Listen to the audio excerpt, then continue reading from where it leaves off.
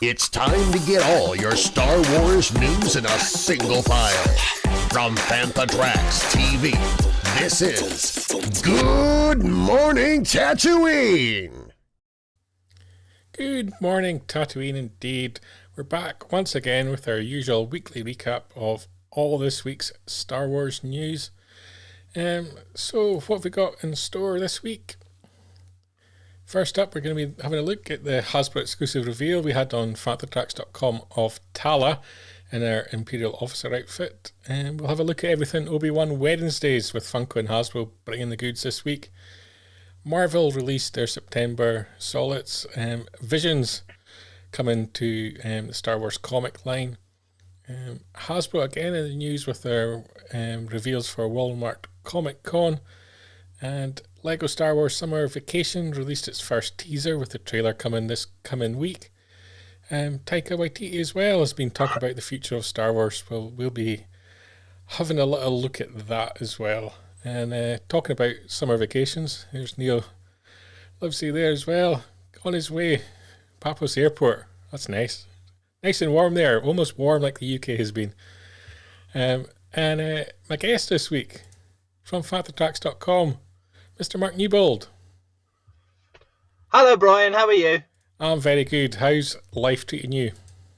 Very well. Yeah, it is a bit. It's not as warm, I imagine, as it is at Paphos. But then wherever Neil lives is, it's always hot. But I think I'm steaming up a little bit. I'm in my top room. It is a little bit steamy. So let's see how steamy this one gets. Yeah. We've been keeping it real where I am. We've had a little bit of rain just to keep it traditional. Yeah, got to grow the weeds somehow, haven't you? So. You've got to.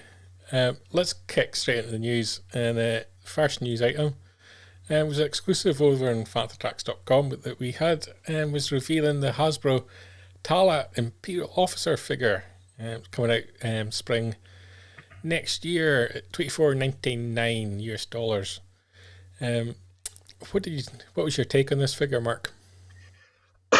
It's a nice figure. It's not a dazzling figure, of course, but it is the character that we kind of get to know Tala first time. That's how we sort of meet her for the first time.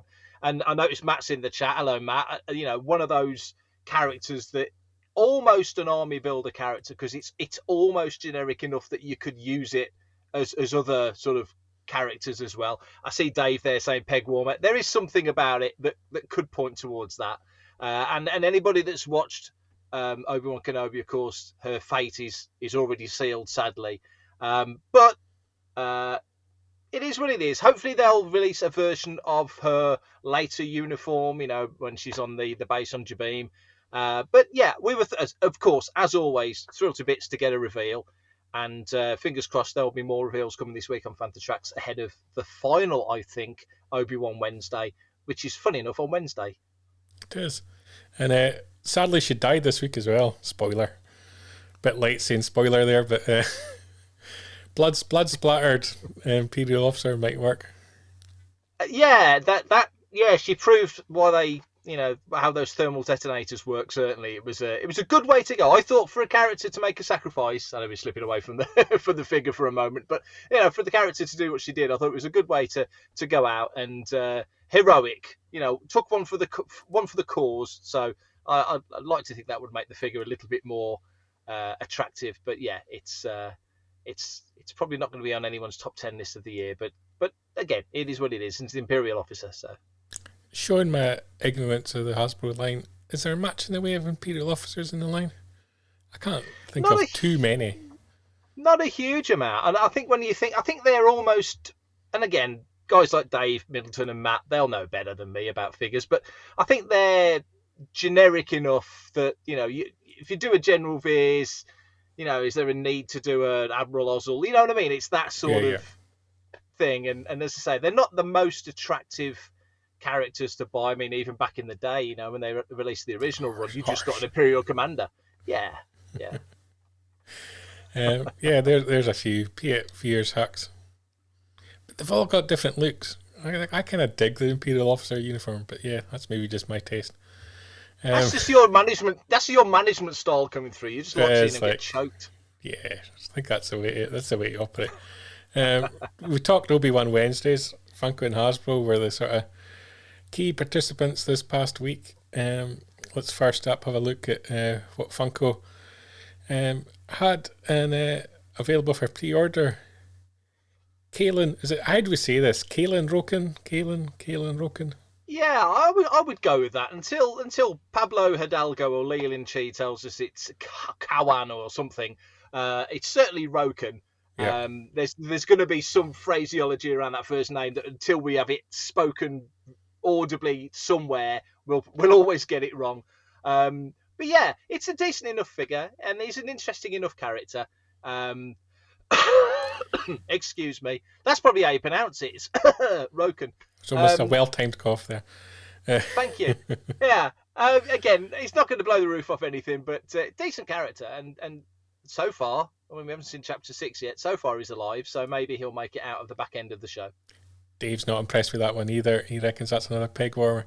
It's a difficult one because they haven't given the character much to do in the show. Great actor, well cast, poor part to play. Someone that probably isn't going to warm too many pegs is always selling. Mr. Vader, he's also coming out on a pop. I guess there should be, and maybe there's got to be many a Vader pop out there already. Oh, there's many. Big Kev's impressed as usual. There you go.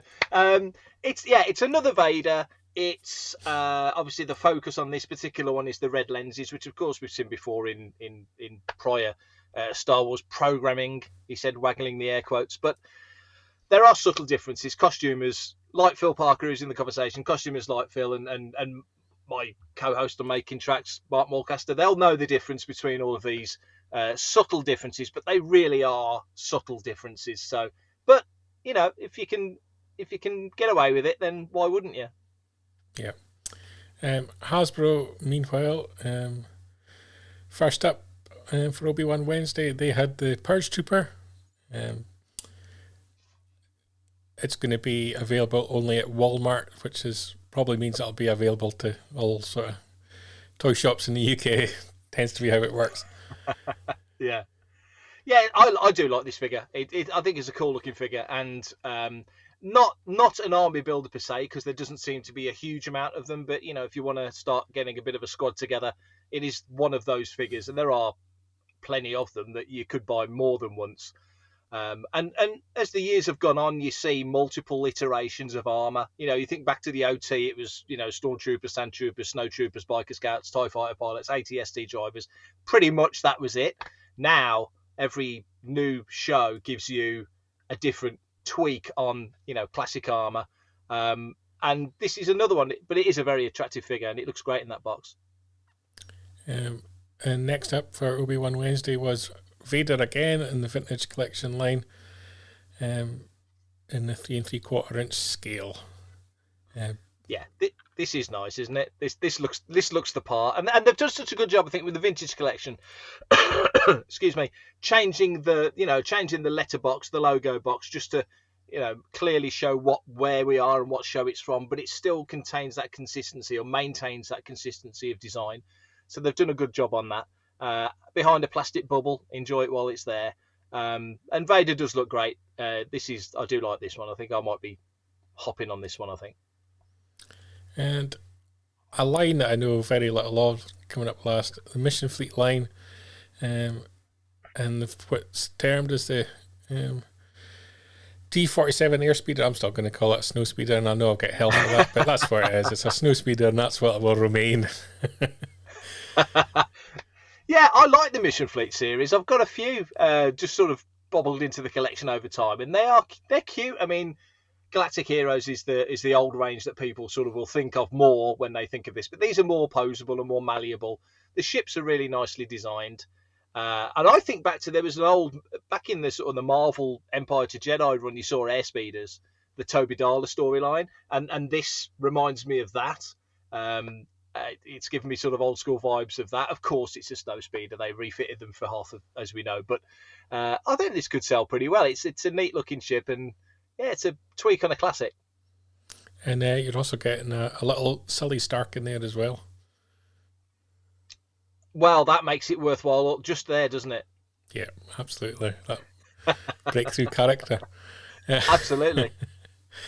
Carrying on with the news of products that are coming soon, Marvel have announced their solids for September, and we're getting a whole wide range of titles. We're getting Obi-Wan 5, Star Wars 27, Han Solo and Chewbacca 6, Bounty Hunters 27, Vader 27, Afra 24, and Mando issue 3. But to kick it all off, we're also getting our first Visions comic. Obviously Visions was the big thing October last year when it launched, anime series on Disney Plus, and we're going to get a series 2 from memory. Was it spring 23? I think it was February 23. Rings a bell, something like that. It's either back end of this year or start of next year. It's not that many months away. Yeah, so almost to the anniversary of its launch, we're going to get our first comic dropping with Marvel and classic manga style, I think, is what we can look forward to. Excited to see this one in print. Yeah, I am. I mean, Visions was such a departure for Star Wars, and there were some bold choices made in there, and not all of them stuck the landing, but then it wouldn't, because it was such a mixed bag. Not everyone's going to like everything, but to do something like this, certainly with this one, the black and white with the red saber standing out so smartly. Excuse me. I think they chose the right one to, continue the story of. And yeah, I'll definitely be all in for this. I really hope though that they if it's in that manga style, they go for it. I don't mean read right to left, but visually just go for it and make it that, because that was certainly the inspiration for the short, that episode of Visions. And great news that it's coming back as well. The show's coming back, different teams, not just Japanese teams this time, but across Europe and around the world. So I think, interesting move. But I'm glad Marvel are doing this. And as Vision starts, Obi-Wan series ends. Mini-series from Christopher Cantwell. It's been okay, but not set the heather on fire, I would think would be the way to describe Obi-Wan. It's a tough one, isn't it? I've only read the first issue and really enjoyed it. Did like it, and I think we just put the preview up for issue 2, which is the Qui-Gon flashback mission episode, or issue, I should say. Sorry, got a cough tonight. Yeah, I've enjoyed it. It's a good idea. It's a neat tie-in to obviously the show coming out. I don't suppose there was much, if any, overlap between the two things. I'm certain they would have kept the lid tightly shut on the TV show in relation to anything to do with the comics, because we certainly don't get adaptations, and I know Mando's coming up in a minute, anywhere near the release of the show. It's always in retrospect these days, rather than back in the old days when it was concurrent, if not before. But yeah, it's a good thing to do. It's another sort of chapter in the Kenobi story, and you've got Phil Noto covers, which makes it worth purchase price alone, I say. Yeah, and I'll throw out on the Phil Noto note, at least he's gone for the dewback, because it's been wildly forgotten. All this Tatooine based stories, and nobody thinks about the dewbacks anymore. It's all about the banthas. Very good point. That's a really good point. Yeah. Yeah. We shouldn't complain about there being too much bantha content, should we really? No, we shouldn't. Of all people. Good Of grief, all people. Talking Disney Plus, Mandalorian Season 3 is coming back next February as well. And the comic series from Rodney Barnes continues. Not one I've picked up and read. In fact, it's probably not actually hit stores yet. I don't believe so. No, I've not seen it. I know it must be a late June, early July release. I think. So I don't know how this is going to fare, but I'm not overly excited for it. I kind of felt that, they announced a big Mandalorian publishing program and then kind of abandoned it, and I kind of felt, well, maybe they should have just abandoned it and let the TV series ride on its own. Yeah, I mean, it seems obvious and clear, and it's fair enough because it's been such a hit that Favreau and Filoni, Favloni have kept a really tight lid on the Mando storyline. So that's fair enough because they want to make sure it's where it needs to be. They don't want to cause issues where they don't need to cause issues. That's understood. But you do wonder where down the line the decision was made to, one, do a Mando publishing program, and then two, cancel a good chunk of it. Because they're I think DK had a book that was coming out, and now this comes out just before season 3 comes along. This is season 1, so it's a real mixed bag. Slapping that logo and anything's going to sell it, so it's a business. There's a business element to it, but nevertheless, it does seem an odd choice. Next up, Bounty Hunters issue 27. This series I was kind of enjoying for a while, but I feel it's gone a little bit flat.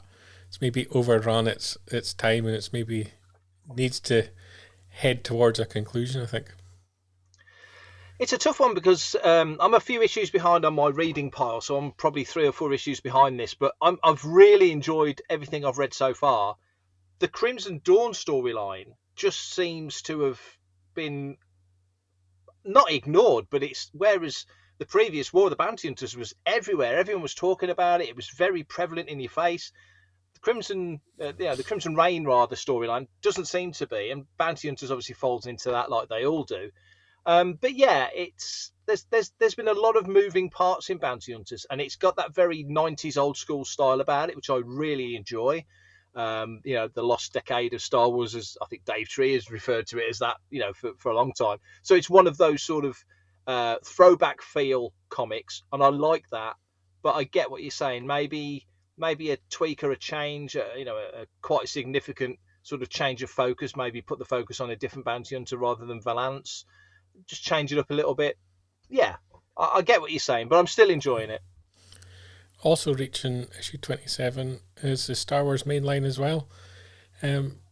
Quietly working away in the background, doesn't really ever seem to create too much in the way of waves. But ticking away there and doing okay, I think. Yeah, again, Poison Chalice to a degree, trying to tell the story of Empire to Jedi. It's such a key area and key time period in Star Wars, and Charles Soule almost always does, if not a very good job, a really good job. He's a consistently he consistently hits the marks, and Marvel and Star Wars are quite lucky, and they've got a few authors like that. Kevin Scott's obviously the other big name that rarely puts a foot wrong. But yeah, considering this is the main title, and if all titles got cancelled, this would presumably be the one that survived. You're right, it does. It kind of goes under the radar a little bit, and yet you've got beautiful artwork like that on the cover. It's striking. It's important because it's what Luke and Leia did next after Empire, essentially running through to Jedi. It's only a year in time as well, so a lot of stuff to pack in. But yeah, it should be more high profile than it is. Maybe they need a high profile storyline to sort of lead the comics line, as opposed to all these sort of one-offs like Hidden Empire and Crimson Reign and such being the focal points. Yeah. I'm guessing this is going to be the series to the end as well. Han Solo and Chewbacca reaches issue 6. Or at least it must be heading towards the end, I think, because I don't think it's an ongoing. I think it was a mini-series. Chewbacca behind bars, and he's got a cellmate in Maz Kanata. What could possibly happen? And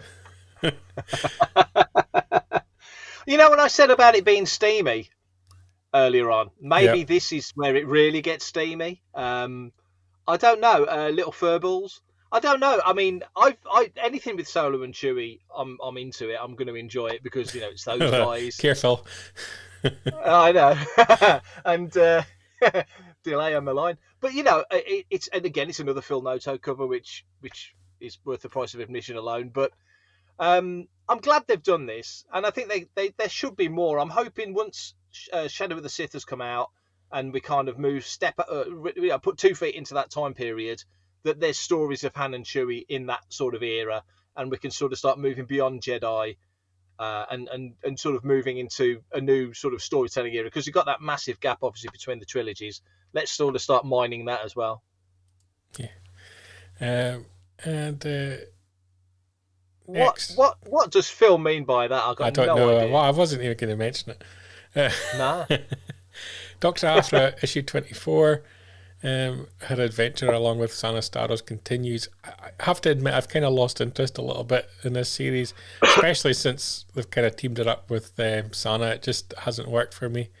I think when they gave her the second sort of series of Aphra, I think they tried to really build it up to be a major character, and it's kind of maybe fallen a little flat. It doesn't feel like she's intertwining with other stories quite as well, and I don't know. I've lost interest.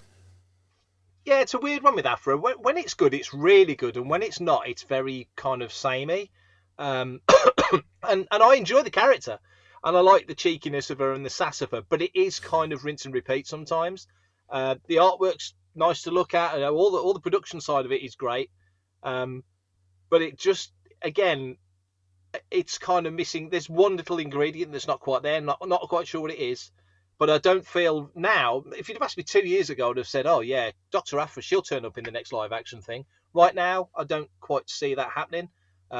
So they need to change it up, either a new creative team or put her in a different situation or something. Something needs to slightly adjust, I think, with Aphra. And last but not least, Darth Vader heads towards issue 27 as well. I've kind of been digging the way that they've kind of linked all this back into the Handmaidens and Padme and the prequels. It's kind of made it a more psychological story, and I've kind of enjoyed that. Greg Pak's done with Vader in this series. Yeah, it's very clever, really, because Vader as a character, you could quite easily, quite easily play him as a one-note character, the brute, and that will be what it is. Like a wrestling baddie, but they've given him layers because obviously the prequels and Kenobi now is delving in under the helmet sort of thing, and you can play that in multiple ways. And yeah, like I say, when Greg Pak came on, just his kind of pitch for what he wanted to do sounded attractive. I think it was at New York Comic Con, if I remember. But now, we're really moving into it, and we're quite a well into that sort of Empire to Jedi period. Yeah, it's clever. Folding back to Naboo, anytime you go back to Naboo, there's so much deep, lore there and things you can touch on. But it's as dangerous a place psychologically to Vader as Tatooine. So it's interesting that they're doing that. If you had to pick one comic out of that list, what one's top of the region pile at the moment? Oh wow! I gotta say, even though it's slightly lost its way, it's probably still Bounty Hunters. I do enjoy that, and it feels like a guilty pleasure because it's so atypical to everything else that's happening in Star Wars. It's a knock 'em down, drag 'em out type comic, and I do enjoy that. I think Star Wars kind of needs that. No apologies, just go in with all blasters hot. I do like Bounty Hunters, so I hope it gets its mojo back. Not that it's completely lost it by any measure, but I do enjoy that. Yeah, Phil Parker almost makes you emphasise this is great over his actions. Great story. Yeah, agreed. Yep. Carrying on the theme of Hasbro stuff, we have Walmart Collecting Con on the horizon, 21st of July, and Hasbro have announced the exclusives for that. Our fights can be part of. How's this work? Is it's going to be exclusive through the Walmart stores? I believe so. I'm sure somebody in the chat will know. Matt or Dave will probably know better than me, but I believe so. That seems to be how it's worked before.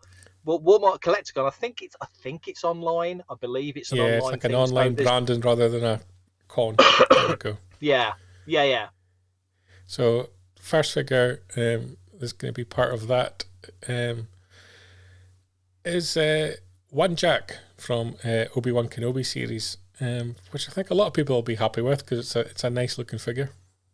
It really is a nice looking figure. I think he was in the rooftop fight on Dayu, if I remember.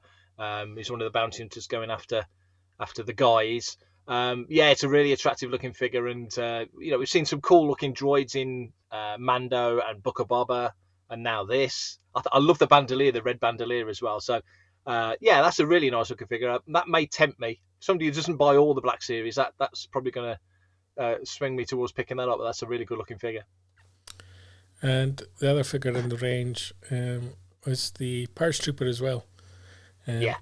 Phase 2 armour. I don't know what Phase 1 armour is. This again comes back to the whole costume. People will be able to pick it out a mile away. But they're calling it Phase 2 armour. Yeah, I wouldn't even pretend to know the difference, especially in terms of a Purge Trooper. But yeah, when you get a closer look at that one there, that really is nice. The red lenses are really striking. The red, it's got more of a First Order feel, to be honest. But that is nice. Yeah, that's I wouldn't say no to that one. There we go. Despot Dancer. Nice. Cow pies. Prices are getting pretty hefty in terms of the prices. $28 is quite a price for a 6-inch figure now. Yeah, going to be coming out in fall 2022. So lots of announcements for Hasbro fans this week. I'm guessing the Hasbro community aren't particularly overly enamoured with what Hasbro are doing at the moment. There's been a lot of criticism. I think slightly brighter opinions coming out of Celebration in terms of some lines, disappointment in others. So I think a lot of people were happy that at least they're getting to make product round about Obi-Wan closer to its time of release. So yeah, it's a tricky one. I do feel for Hasbro. It's not their call. If they had the decision, they'd have the figures on the shelves the day the show came out. Of course they would. It's not entirely down to them. It's a multi-layered chain of decisions and choices that obviously starts with Disney, because they own the whole kit and caboodle, and Kenner are essentially just a licensee, so a primary one, of course, but it's not their call entirely on what figures are made and when they come out or anything. So and Lego have their issues and different design requirements and so on and so forth. But yeah, Hasbro collectors. I'm a Hasbro collector. I think if the day ends in a Y, there's going to be a grumble. So it's just one of those things. They could finally release the Ula and Rancor Keeper as a 2-pack on the 25th of May next year for the Jedi 40th, and there'd be complaints. So it's just, it is what it is. Yeah. You mentioned Lego there. Next up for discussion, Lego Star Wars Summer Vacation. The teaser has arrived, and we expect the trailer to hit online on Tuesday 21st of June. So we might as well check out the trailer whilst we talk about it. Do it. Lego specials, everybody kind of loves them. They've got the right sense of humour. They seem to get Star Wars well. The design and artwork always on spot. So I'm guessing you're excited for this one. Oh yeah, totally. I mean, they're so fun. They're so daft. They're so witty. They do. You're right. They do. They get it outside of the people who are making Star Wars, of which, of course, people's opinions are up and down anyway. I think the Lego team get it almost as well or better than anyone. They really do. The designs look fantastic. They even make the Falcon in Lego look cool, swinging around, and the jokes are. I love them. I think they're fun, and keep making them because they're great fun. And that kind of rounds things out. It brings us to the last news story of the week, which is looking more towards the movies and the long-term future of Star Wars. Taika Waititi has been talking about what he sees as the future of Star Wars, and he kind of makes a point that that we need to look beyond what characters we already know. Doesn't want to do a storyline looking at the blueprints to Millennium Falcon or Chewbacca's grandmother. He wants to do effectively something that stands on its own feet, new characters, new situations, something original just set in the Star Wars galaxy. Your kind of thoughts on that? Well, it seems almost blasphemous in a way to say that. I'm sure if he decided he wanted to focus on any character, he would probably have free reign to do it because of the success he's had, not only with his Mando episode, which was great, but of course he's working the Marvel universe, Jojo Rabbit, which of course that photograph of him is taken from. I tactfully digitally altered the flag in the background, say no more. But yeah, I think I think he's right. I think for Star Wars to flourish and prosper and move forward, at some juncture you've got to get beyond even the trilogies we've got now, because you're gonna be tripping over continuity. You're gonna be stepping on other people's toes. New people coming into Star Wars will come in through, let's say, his film, and that's their first introduction to Star Wars, and everything else is the historical. Oh, let's go and watch that and see what it's about. So at some point you will move beyond what we've got, and I think you've kind of got to, for Star Wars to carry on and have a future. It needs to be in the Star Wars universe. You need to go to places you're familiar with and see things you've seen before, and locations and scenarios going on in the background. There's a war, or there's a this, or there's a that, a reference to things. But I don't think in 30 years' time we should still be telling stories about Han, Luke, and Leia. I think we should have moved beyond that. For Star Wars is a huge beast now, so I think in 5, 10, 15, 20 years' time, we need to be, hopefully we'll still be doing shows like this when we're old farts, and talking about Star Wars and talking about characters that right now don't even exist, and that's the future of Star Wars. So I think for him to say that is quite on the nose and quite correct. Yeah, I think you kind of have to balance it. You can look at the Mandalorian, and that you had effectively 4 lead characters in that who were all new characters, not connected to anyone in Star Wars lore at that point in time, and it worked because you're doing something new, something fresh. But then you've also got the other edge of the sword, where the likes of Rian Johnson, who said he didn't want to make a Star Wars movie, and so you get a lot of disappointment in people surrounding The Last Jedi, where it just didn't work for them. It's kind of, as long as you want to play in the Star Wars sandpit, you can create new characters and new situations and still have a Star Wars film. If you want to play in the Star Wars sandpit, but you don't want to make a Star Wars film, where it doesn't work for me. Agreed. 100% agree. And I think there's a prior interview with him when he said, he's working on the script and the story plot and points now, maybe not script level, but breaking down the story. And he's very conscious and cognizant of making sure it feels as Star Wars as it possibly can, without being too much of a. Yeah, that's what I was just going to say, because you can go the opposite way, and maybe the JJ Episode 7 criticisms come out in terms of it's too much of a tribute to Star Wars. Yeah. But there's a feel, isn't there? Carl Newman says it all the time. There's a feel to Star Wars. You kind of know when they've got it right, and it can be something new, original, unique, different. When it's Star Wars, because there's just that little magic ingredient. It's not something you can pick off a shelf.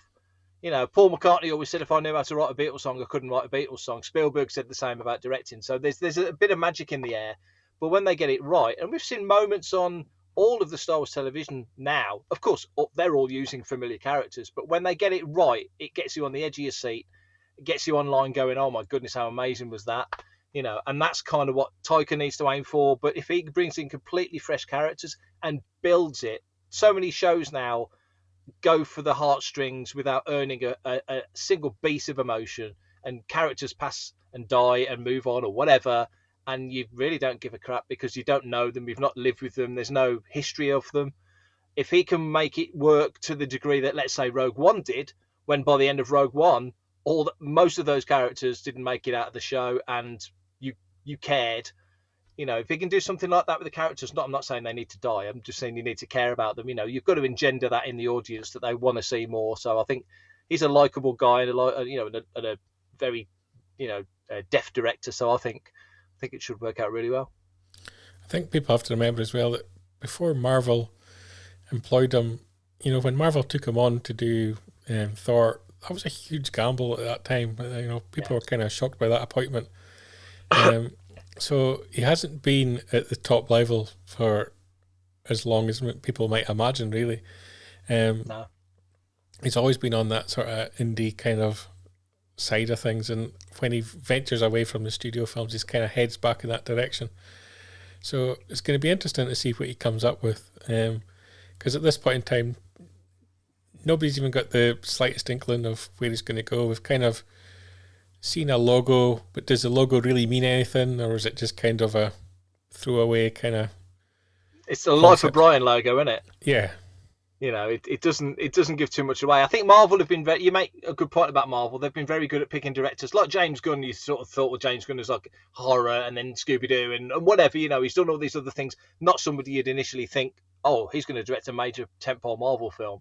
And they've done that with a few directors. Scott Derrickson, they've done horror and they brought him in for Doctor Strange. And there's different people like that come from outside this, what you would consider the blockbuster circle, and they've made it work to like fantastic effect.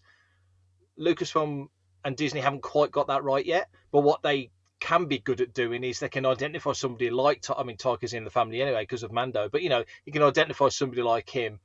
You've brought through somebody like Bryce Dallas Howard, and now you're thinking there's got to be a film on her horizon at some point. Deborah Chow's just done Obi-Wan. You can get people in the right place in the right positions and step them up to the next level of Star Wars storytelling. You know, and people like us doing shows like this are the recipients of that, and it works out great for everyone. Yeah, it's going to be interesting to see how he works with Lucasfilm, because obviously Lucasfilm's track record is, I guess, interference a lot with creative and director's visions, and obviously he's on part of the writing as well. That didn't go well with Colin when he was brought on board to do 9. So, you know, will they have difficulties working with them? They've got that risk. But again, on the opposite side of it, they also seem to, you know, have difficulties working with directors who have been incredibly successful, like JJ, where they seem to target a lot of criticism at JJ and Bad Robot post-release as to, well, that wasn't our call, that was a Bad Robot decision. So, you know, they've got to find that balance between over interfering and blaming others. You know, there's got to be a collaboration. Yeah, and I think Star Wars is probably, of all the franchises, the big franchises, maybe Potter's the only other one that I think would compare.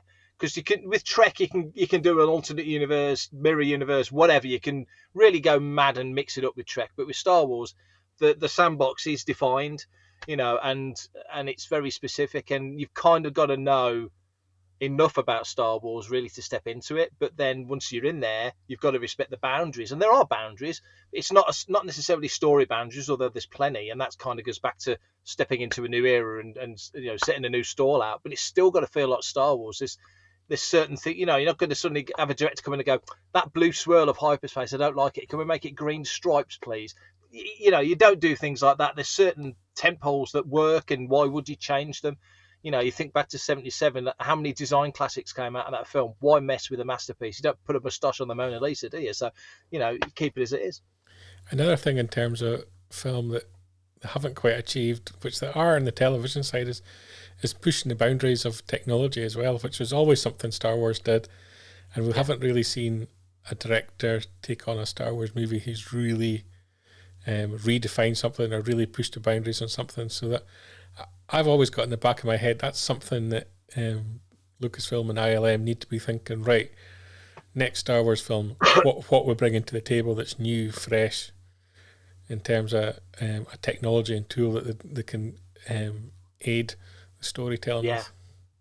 Yeah, that's a great point, because you think back to, especially to the 80s and certainly into the 90s with the digital era, but you know, if you were a Star Wars fan, you were a Lucasfilm fan because you were kind of watching indie, and then all the peripheral stuff that ILM went off and did, and then you get to Jurassic, which was like, okay, Terminator 2 and the Abyss are the massive leaps, but Jurassic was the one that everybody saw, and then, you know, you're on the road to the prequels and Young Indy and all the stuff, you know, digital backlog, all the stuff we know about, and they didn't, for whatever political reason, didn't get the credit, certainly not in the award ceremonies, that they deserved for a lot of that stuff. But yeah, you're right. I think the gap between ILM used to be like, they were 5 years, it was like Japan, they were 5 years ahead of everybody else. And now I think if they're ahead of everybody else, which I wouldn't say for certain that they are, but if they are ahead of everybody else, they're probably months ahead of everybody else, not years ahead of everybody else. So yeah, it would be great to see something really, oh Kev, I love you for that, man. That's what Taika should be, there you go. That's the next film. Forget everything else. Ignore what I've just said. That's the next film. His film's allegedly scheduled for December 23.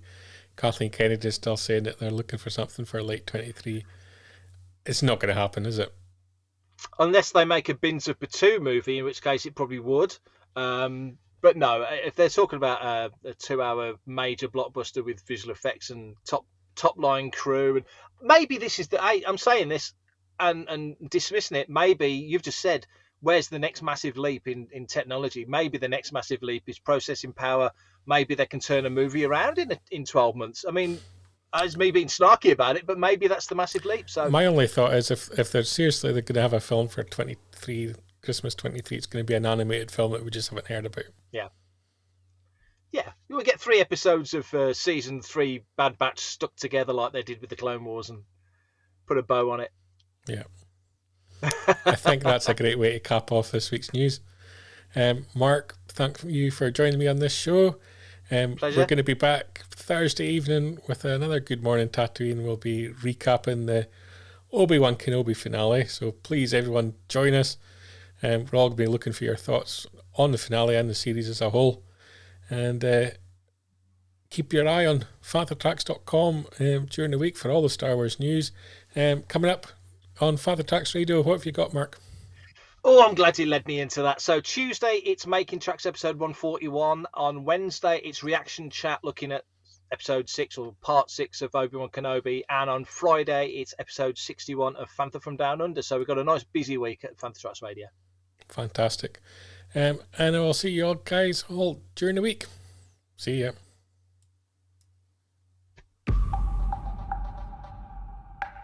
Keep up to date with the latest Star Wars news each and every day on FanthaTracks.com. You can also find us on Twitter, Facebook, Instagram, TikTok, Tumblr, and Pinterest at Fantha Tracks. And be sure to like, comment, subscribe, and follow Fantha Tracks TV to be alerted to new content and to be a part of our live shows.